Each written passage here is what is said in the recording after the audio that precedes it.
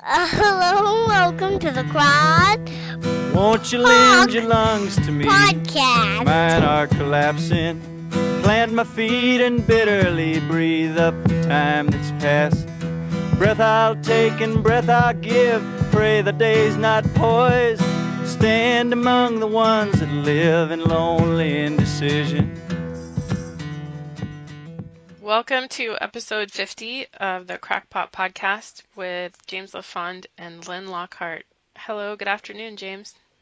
Hey, Lynn. How are you today? You feeling better? You were a little under the weather yesterday.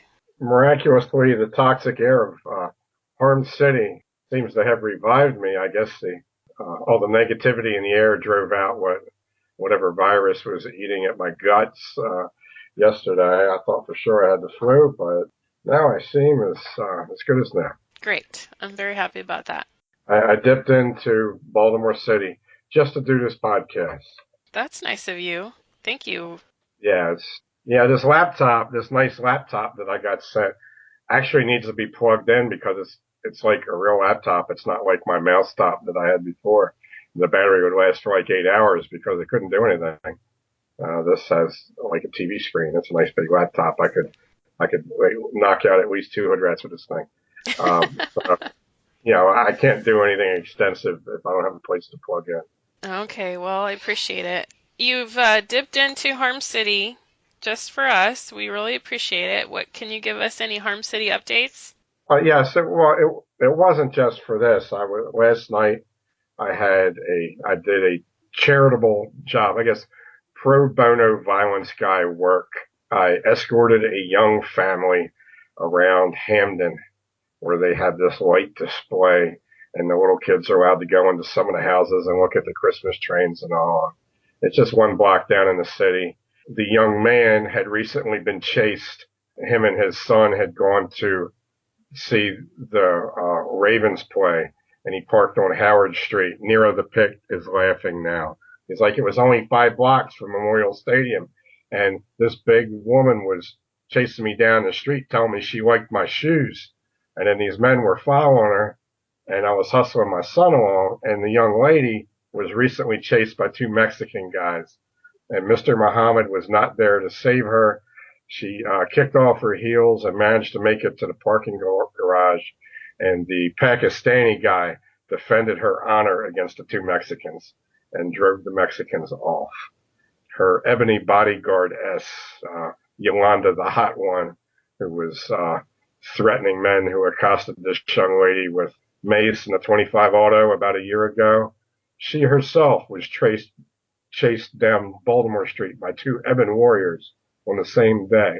Needless to say, when the young child wanted to go see the lights, the violence guy was called up to provide an escort. I did that. It was a nice experience. Did you run into any trouble, or your mere presence was enough to dissuade? Well, what was interesting is I said, you know what? I don't want to go up into these people's houses and look at their Christmas trains. So I stood right where the traffic cones were outside of the parking lane. And I noticed that there was a whole line of goons, me among them, who were basically standing there doing the same thing. So it's like a lot of grandfathers and uncles of various, ethnicities had come down to this place to basically watch their hipster children of various races take their tiny hipster-esque grandchildren up the stairs to these row house light displays and Christmas garden displays. Yeah, so it was actually really cool. I was standing next to a guy that I knew as a doorman at a Baltimore area bar. He was there with his daughter and his grandchild and his little sissy son-in-law. So there was all the guys going up and down the stairs. They basically had the same shoulder to hip ratio as the girls. Yeah. It's like a whole generation without testosterone as children, I guess. They must be putting something in Captain Crunch these days. The Harm City Hood Rats are at 298 as I speak. Wow. That's about all I have. Just some violent stories. And there was a very good trombone player playing his brass instrument on the street there. 2 government guys. I guess they were government guys. There's some big money ghost people They had, just the two of them had like a 6-door limousine, with their driver waiting there. So it was an odd little Baltimore thing. There was only about half the people attending as were there last year, according to the people that were there. I was not there last year. So it's something, something that's lost some appeal, like some other things in the besieged city. Oh, I did get some mail. Yeah, let's do the mailbox. Yes, it was, real snail mail. And my financial advisor suggested that since I'm booking these, I basically have a money laundering guy that I give cash to, and then he buys stuff for me online since, I can't really do that. And he's been buying me these train tickets so I can travel around. And he said, you know what, Mr. LaFond, you should get this MasterCard, this Amtrak MasterCard, because if you're taking I'm taking 4 to 6 trips across the country a year on a train, at least that's what it looks like. By the end of the year, he said, you will qualify for a free train trip. You'll get so many points. And you get a lot of points for getting this card. So I sat there and answered questions until we filled out the application, and I just got the response to my application in the mail. Thanks for your interest. Wait, they didn't even give me a name. My name's at the top. Reference number, whatever. Thanks for your interest in our Amtrak World MasterCard. We reviewed your request and any subsequent information you may have provided, but unfortunately, weren't able to approve it at this time because of the following reason or reasons. You do not have a sufficient number of established credit references. You do not have a sufficient established revolving credit accounts. You do not have established revolving credit accounts. And limited deposit and or investment balances with us and or our affiliate. Okay? You are a fucking loser. Oh, no. Okay? Don't say that. I had read that last part. That wasn't, but that was said below that in another paragraph that I kind of can't decipher it. It's directions for me to actually view the depressing article, which is my credit report. But I have no desire to do that. So I did due diligence. I actually, on the advice of a financial person, I actually attempted to enter the 21st century. The debt matrix. It spat me out. Spit you right out. Okay, like Awesome. dental floss at the sanitation, station. Okay, it just spat me out. So It's a badge of honor. okay. I admire you. All right, I'm a little bit hesitant to ask, but I've heard some rumors in the within the Crackpot Industries organization that you, as the chairman and CEO, are thinking about branching into a new product line. Is that true? Okay, so you were either talking with Tony Collin or Phil, right? So if it's giving you pause, you must have been talking to Tony. Yeah, that's fair. Hi, Tony. You were talking to Yeti Waters in between recording his various works of art. All right. Well, okay, so... Well, he said it's like a toxic masculinity formula. Cologne? Aftershave? Oh, yeah. This was inspired by one of my fighters acquired this new companion, a slave girl, actually.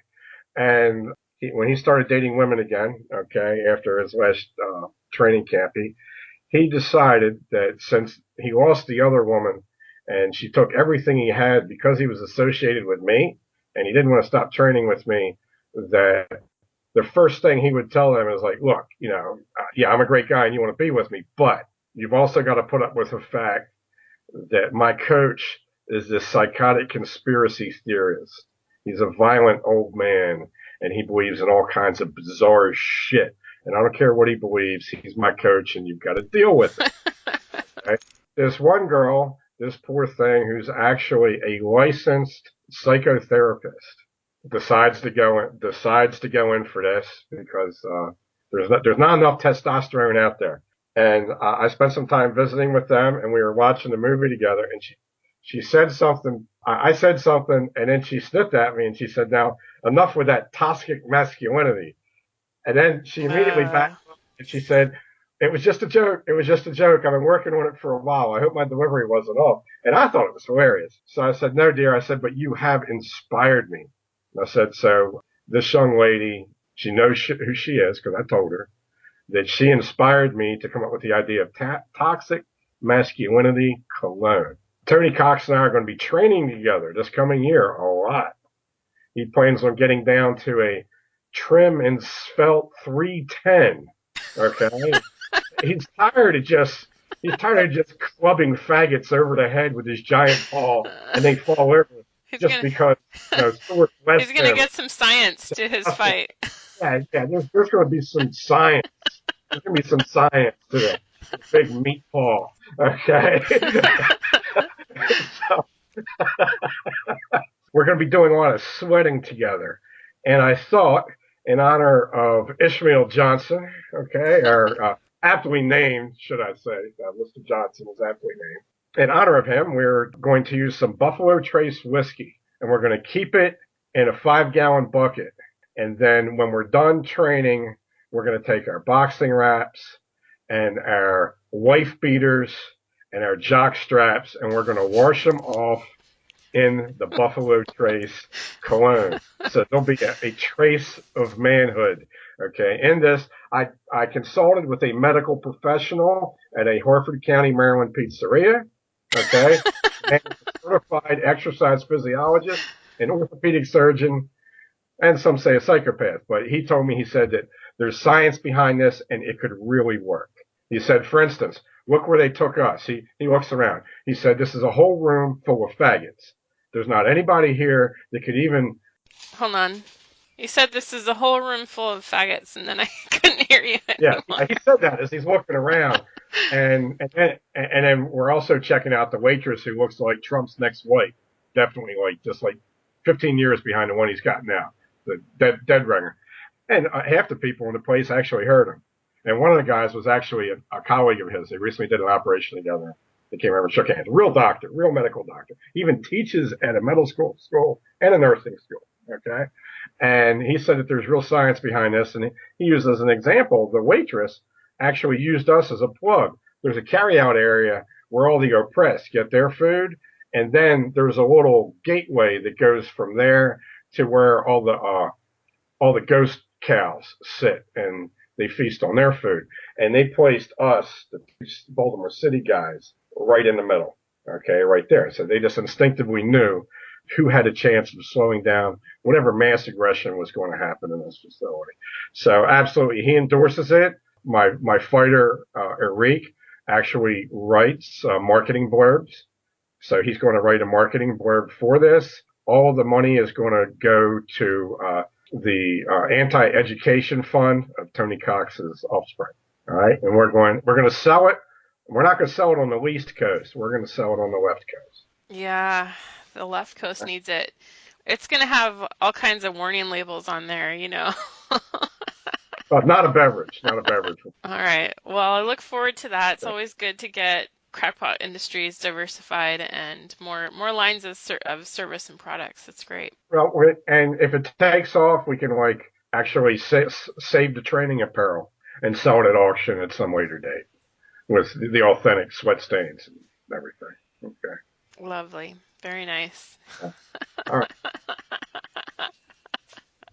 There's going to be a high demand. You're going to have a waiting list of people trying to get this stuff. We can only hope. I wanted to talk to you about this guy because there's a guy out here that's kind of bothering me, and his name is Dan Crenshaw. And when you first learn about him, you think, wow, this guy is really cool. He's a Navy SEAL. He lost his eye out there somewhere, and he's done a bunch of tours, and he even did another tour after he lost his eye, and then he was elected this past midterm election to be a congressman for Texas. So he's an up-and-comer. But when we see what he's like and what he's talking about, I can't get out of my mind is John McCain, because he's already out there vocally counter-signaling the president as a Republican and saying, kind of putting down the president's tweets and things like this, which is fine. I don't really care. And then it also came out that he's got some elderly billionairess who has sort of adopted his cause, and she was the one that funded his run. So it just sort of screams out John McCain to me. And I remember when you talked about the fact that it's important to have someone like this who's a visibly, this guy wears an eye patch. He's a visibly injured warrior as a political figure. It's important because heroism now is defined by passive injuries. I mean, I remember a guy that served in Vietnam operating a truck, and he got a piece of shrapnel on his ass because they were going to get some Pabst Blue Ribbon beer at the PX, and they ran over a landmine. He didn't even get a Purple Heart, and he didn't think he deserved it. You know, that happens to somebody today, they're a hero, particularly if the injury is worse than that. But more importantly, you have to have young people who have served in the war on terror, because this is a forever war. You have to have these kind of people in the government. They're going to be getting hunted for government jobs. They're either going to go into contracting and start doing the evil deeds that they were doing for profit, or they're going to go into government to work on encouraging this to continue. There in Maryland, I don't know if the man got elected or not. He was a young Republican. I'm saying 35. As part of his ad campaign, he did four tours in Afghanistan. The commercial is him and his wife, and they're both very nice-looking people. It looks like a Ken and Barbie team. She's a very cute lady. She's a registered Democrat and a police officer. He's a registered Republican and a war hero, and they're both at the shooting range shooting. Of course, she wins the shooting match at the shooting range, and they collect the targets, and they wink at each other and hug. She's supporting his bid for election. And I think that commercial right there tells a whole lot about what this is about. You got a Democrat supporting a Republican, and they're both into fighting the drug war at home, which is a war on the American people, which has two aspects. One, the government bringing in the drugs and making sure the American people get suitably drugged. And two, making sure that the people that supply this are heavily compensated by fighting the drug war, because it's only expensive because the drug war is going on. It's only worth people distributing it at great peril because the drug war is going on. In fact, I talked to another Afghan vet who also served in Army intelligence in Pakistan. And he told me, and he said that, the Afghans are brave men and they can operate certain simple weapons, but they couldn't even figure out how to refine their own heroin properly. So it's all sent to Pakistan. He said all the heroin that got sent to Pakistan got shipped out on corporate jets with the corporate logos on them. He said the stuff that he knew of that was going through Pakistan was not going to the street. It was going to pharmaceutical companies. And he saw these planes taken off when he was stationed in Pakistan as an Army intelligence officer. So you've got to have a crop of these people, and they're going to agree on the war, and they're going to pretend to disagree on internal matters. And it's just so that we can continue fighting the forever war. I mean, it's cool that you got a guy that went out there and actually fought and did stuff. And it didn't bother me that he was probably murdering innocent people, because he was probably killing people that weren't innocent also. The important thing, he was killing people. That's what makes him worthwhile. But this is going to be cashed at home into expanding the wars in Africa, for instance. We just amped up the war in Somalia again. So you find out in Africa, wherever we're bombing, that's where the next group of refugees is coming from. So we're going to get more Somalis coming in because we just bombed Somalia. That's right. F-16s, I think, bombed Somalia. So we're going to get more of those people here. So yeah, these people have to be replaced, and you just lost the month-long martyr, Granddaddy Bush. He's gone now, so you didn't even have him to rubber stamp it. You need these young people, and they're going to get pushed through. So I'm sure you're going to have this alliance of neoconservative Democrats and Republicans. And the only thing they'll agree on is that we need to pay third world wages in America. Absolutely. That's the only thing. We need to continuously bomb random places around the globe and receive mass quantities of every immigrants at every wage level. I saw a mural unveiled last Thursday night at my grandson's future high school. And it was called an inclusivity mural, but it's really an exclusivity mural for the majority of the people at that rural high school. They have two types of men are depicted, and they're both heavily emasculated.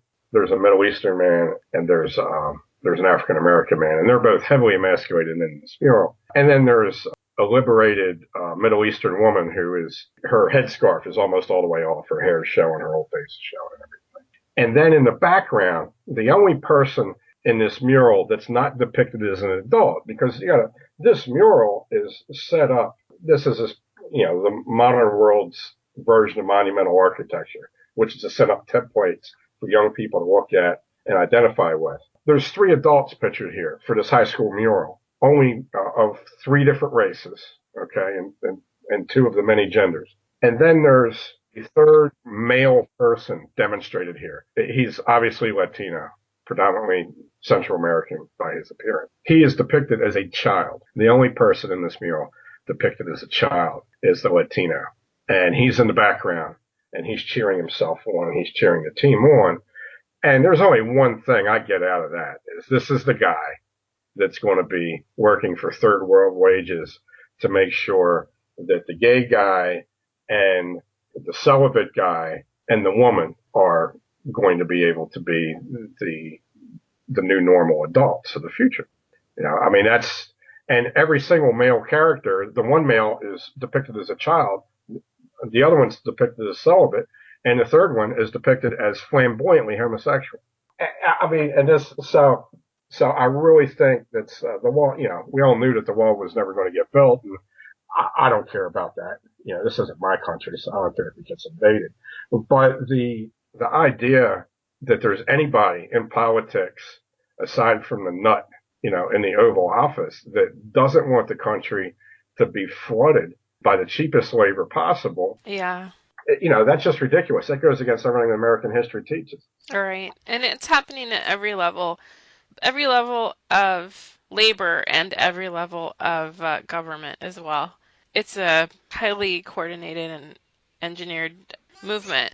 I like the fact that my people are no longer going to be the working people, that we're expected to take on a criminal role in the future. I think that lends hope that people in my line will be expected to fulfill their role as a criminal rather than as a productive member of the slave society. So I'm okay with that. Yeah, I don't like looking into the future. You're too good at it, and I just try to remain positive, but it's not easy. I mean, I have little kids. I'm very positive about the future. Yeah, I know you are. Look, North Carolina got more snow than they normally get in a year before winter even opened up. Yeah, they had a big storm. In Maryland, we've had, I think, almost double our annual rainfall, and the year's not over yet. All the signs, including the work of Mr. Casey, him and a bunch of Russian scientists have predicted little to no sunspot activity over the next 30 years, points to an ice age. I mean, that's, anybody with a hairy back, that's, so I'm sure that excludes you, young lady. I'm sorry. For anybody with a hairy back, this is, this is a great thing. I have I have more hair than you do. Well, it doesn't grow on my back, but it keeps my back warm. Yeah, you could probably have 4 kids swinging from that head of hair. I could knit you a cap with the extra. Well, I think that it's going to have to be, it could be partially a natural disaster, but we're also going to experience a technical decline because, you're talking about Afghanistan. They can't even refine their heroin. So we're not talking about people who can maintain infrastructure. So, maybe the farms will stop being so productive. Maybe life-saving technologies will become more rare. We can only hope. Well, that sounds awful. So now you're engaging in positivity now, Lynn. Thank you very much for joining me. My unbridled optimism. Yes, yeah. It's the crackpot way. Okay. Oh, but dear. The toxic masculinity cologne in the new America. Yeah. to attract mates. Irresistibly. Well, tell me what's on your bookshelf, James. What are you reading lately? I'm currently reading Carnival of Fury, Robert Charles, in the New Orleans race riot of 1900 by William Ivy Hare, a guilt-ridden 1970s academic who yet presented a balanced picture of this happening and contradicts himself on every single page, not in the footnotes, but in the text. Okay, and it's an Wow. excellent book. It's a brilliant resource. Robert Charles was a hero. He killed like 20 cops or something like that. That was great. Wow. You have pictures in here of the 100% African American riot that came out of the black ghetto. And oops, the author then backtracks and says, well, the ghetto was not segregated. The whites and the blacks lived side by side. Then he backtracks again and says, but of course, this was an entirely African American event. Then he goes through some of the politics in this one county where Robert Charles came from, where poor people of European and African descent banded together to elect a sheriff that didn't share the interest of the wealthy elite. So, and then again, he has to gloss over that and say, but this was an African American issue. In here, he even gives photographs of these people. And you could tell that Robert Charles was a mixed race man. In fact, the author declares that. And in the photograph of a group of these rioters, you can see one of them is clearly of European descent and three of them are mixed race. This was an economic riot. This was about people that lived in a poor area being abused by the police and being hunted in the streets like animals. Okay, this was not a purely racial thing, as depicted in the book, and the guy gloriously contradicts himself on every page. I've also read a book, Dreamland, about the opiate epidemic in America, and that was a combination of big pharma marketing, how the guys from this one small Mexican town supplied so much of the heroin for the Midwest and the Far West, and their rule was they didn't sell drugs in gang territories, and they did not sell drugs to African Americans. And this is how they kept under the radar of the police and kept from getting shot in the head. And these forces together really jump-started the opiate epidemic that we're in now. I'm also reading Dark Valley Destiny, L. Sprague de Camp, and two women writing a Freudian psychology analysis of Robert E. Howard, which has a lot of good history in it and just really irritating Freudian analysis in which everything goes back to jealousy of the father and the frustrated, the fact that the son is frustrated from having a sexual relationship with the mother, which is just disgusting, so. So this, and they go so far as to say that one of the worst things about, and they lay out the things about the Howard family that were bad. For instance, they both became disappointed and disenchanted with each other, and they constantly sniped at each other in front of their son. They both disrespected each other a lot. And the mother did everything she could to isolate Howard from the father, who was already away a lot because he was a traveling doctor.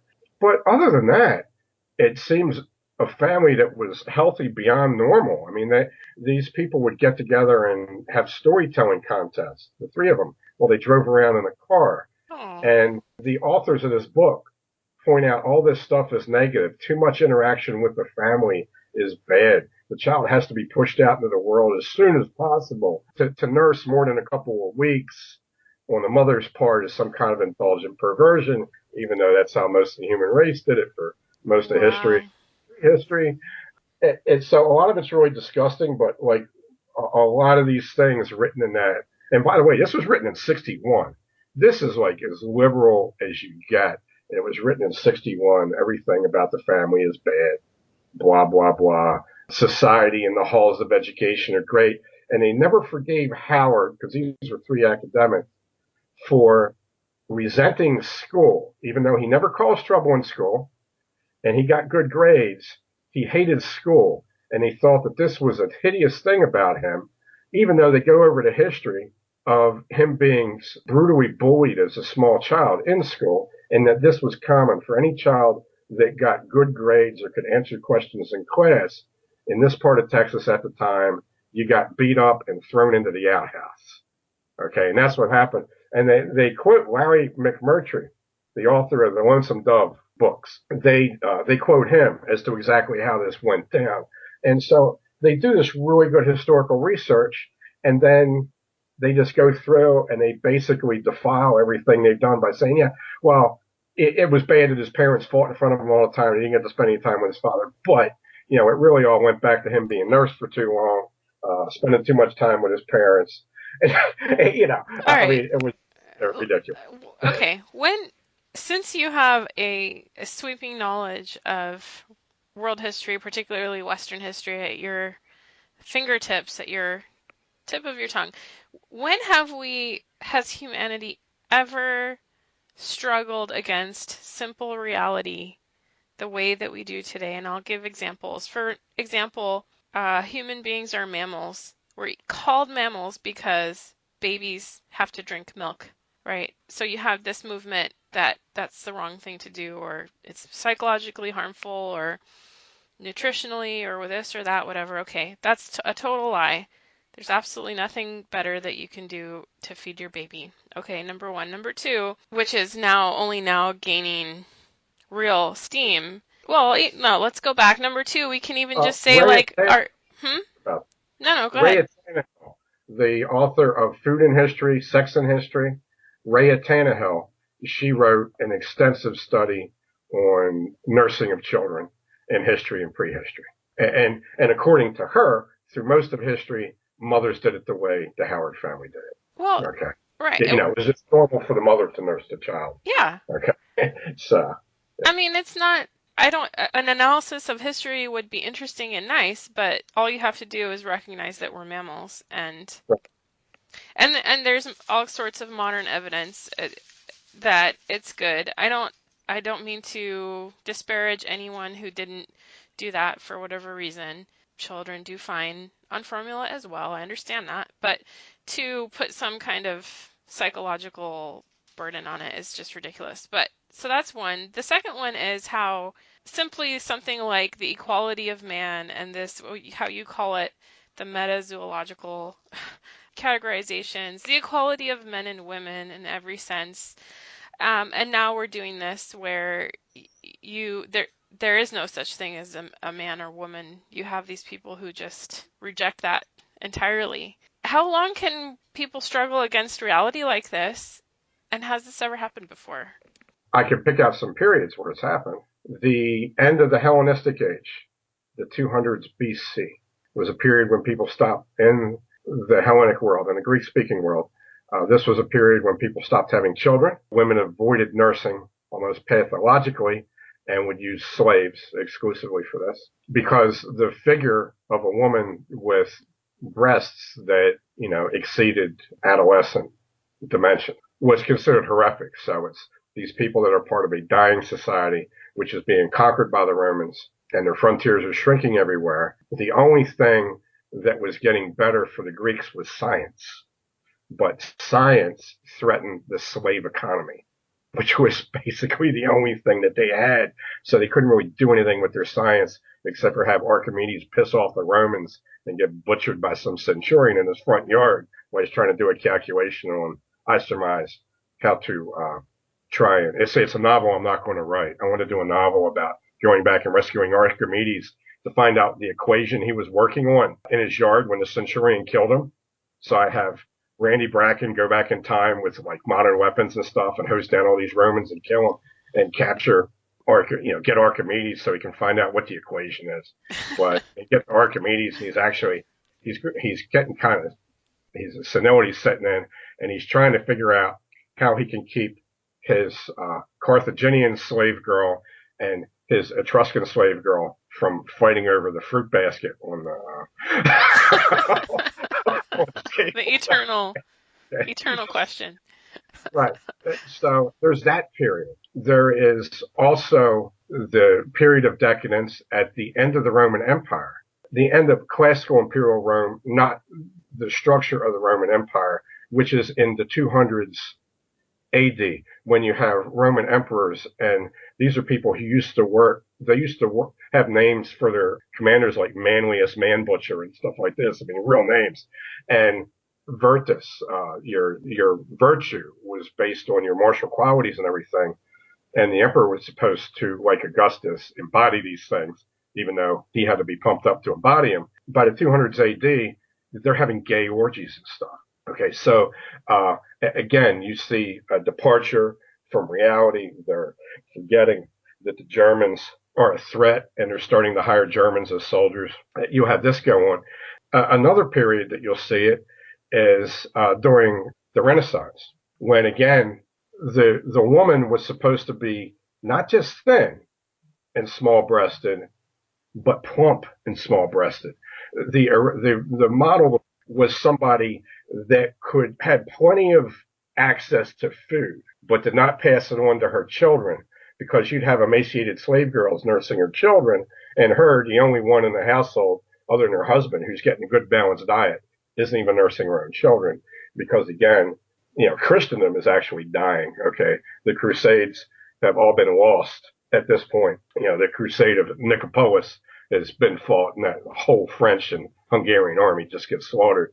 And Christendom's not only retracting under the Turkish menace, but they're disintegrating from the inside.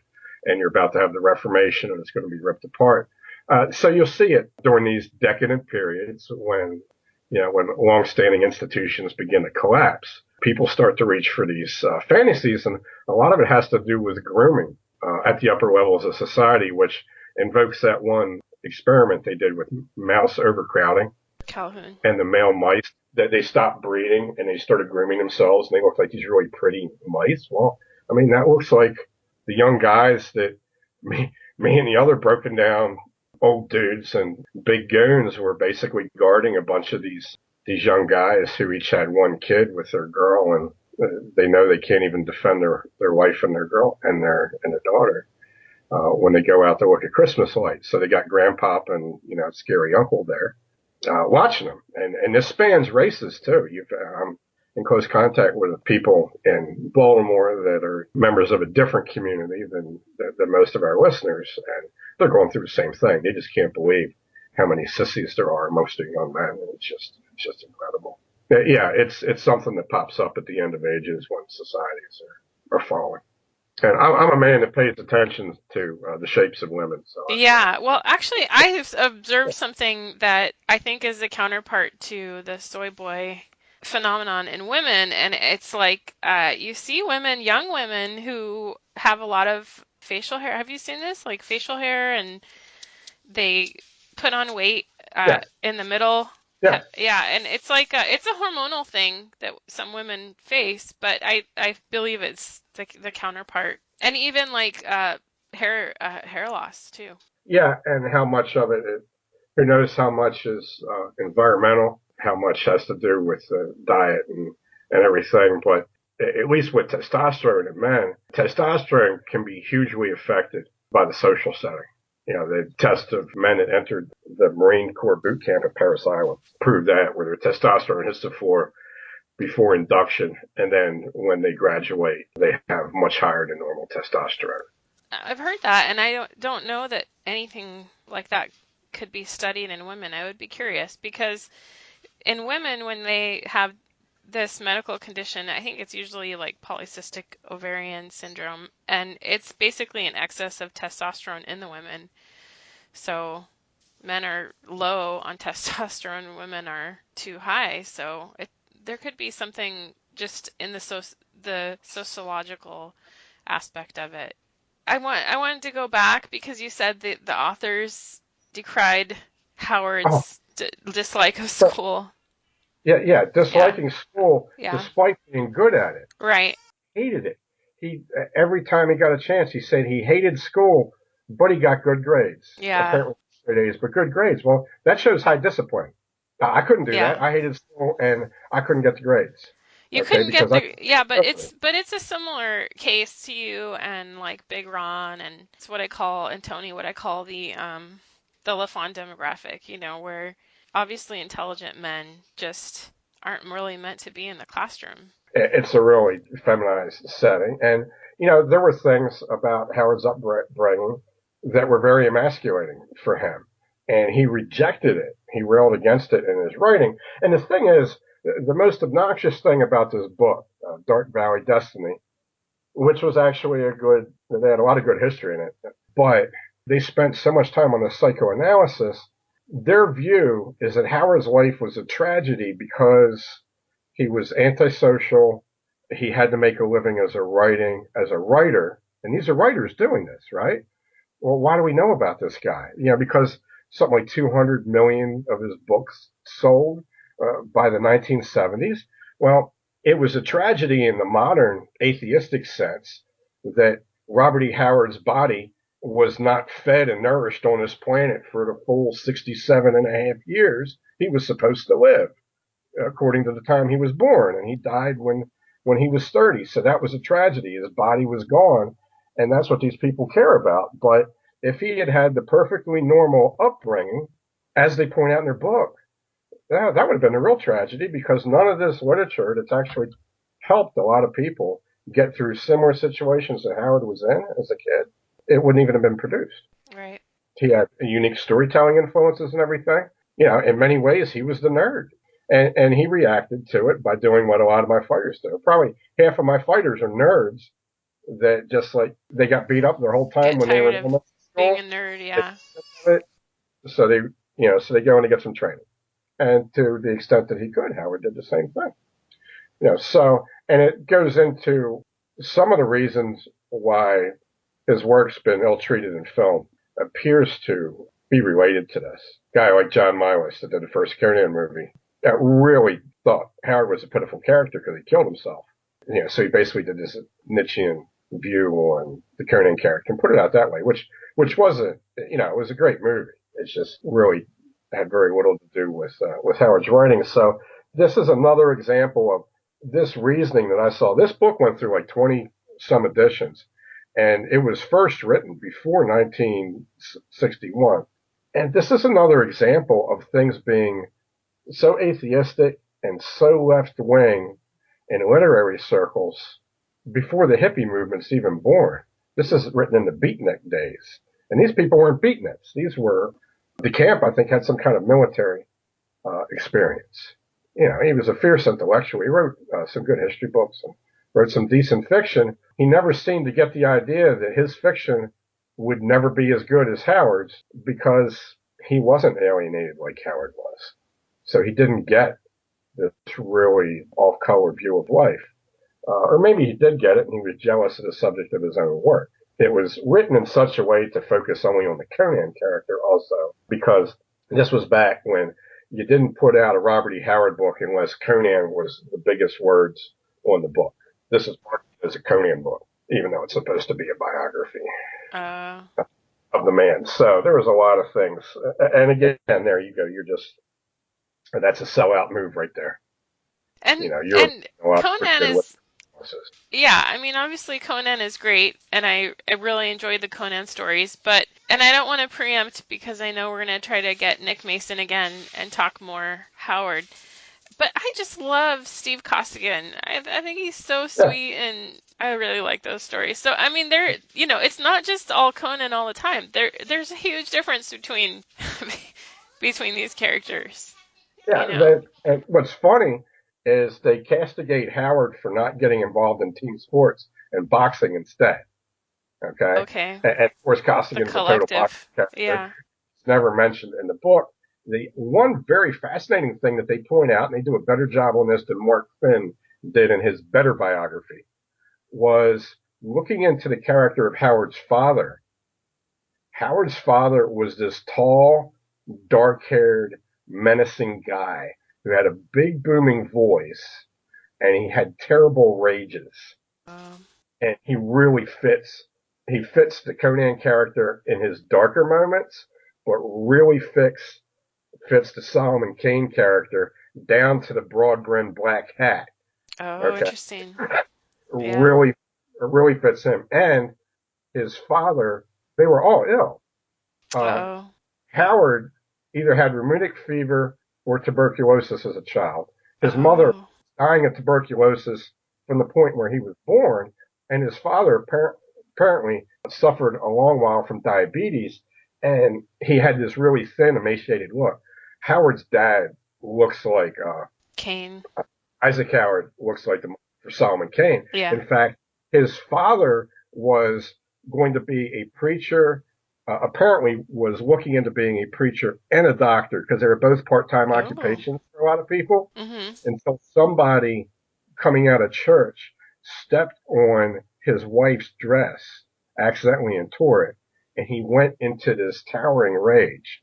And then it was Wow. decided that he didn't have any turn the cheek in him, so he Wow. couldn't be sure. Okay, so again, sounds like Solomon King. A little bit of Howard's letters. You published one, or someone, no. So I think someone published it in the comments on your website that he was going back and describing all his ancestors who were big, strong guys. So, and he was more like sickly and not as big and strong, and he lamented that, I know, in his letter. Yeah, and he ended up being larger and stronger than normal once he made adulthood, even though he was really sickly as a child. And of course, the authors of this book, even though they go over his obvious childhood illness, when they show the picture of him really thin, dressed up as an Indian when he's 9 years old, and they relate a very touching thing about how polite he was to this older woman that his dog ran up to. But at the same time, they say he was obviously so emaciated and not eating because he had all these weird fantasies and was trying to rectify the sexual tension between his parents. Okay, again, all this Freudian bullshit. Okay, so I have no time for that. yeah, it was. They did honest research, so you can throw out a lot of their conclusions, and you still end up with a book that's worth reading. All right. But it does irritate in spots when they just go on. I figured out the writing style, so now I just skip whole pages of the psychoanalysis. Save some time. Yeah, that's a good idea. That was given to me by Nero the Pick. He warned me that the psychoanalysis was going to be irritating, and I said to him, well, yeah, it was irritating to you, but it's not going to irritate me. I can read anything. I read Phil Pettis' Love Letters to a Boy next to a female Chinese college student. I can read anything. Well, no, this did irritate me. Okay, so these people actually managed to irritate somebody who's become a professional reader of things he doesn't even like. I also just got done reading a book called Like Water, which was written by a fellow fighter, a guy that I coached for, David Bryan Lumsden, that he published on Lulu Press. Hopefully somebody will pick up one of those when he does a bigger run. It was an excellent book about just coming up and being a fighter. Oh, cool. And again, it started with him when he was 9 years old, getting beat up by a 12-year-old that took his candy, and then his 11-year-old brother took him back there, and his 11-year-old brother beat this kid almost to death. And he basically learned right then, this is what you do. Wow. This happened to you.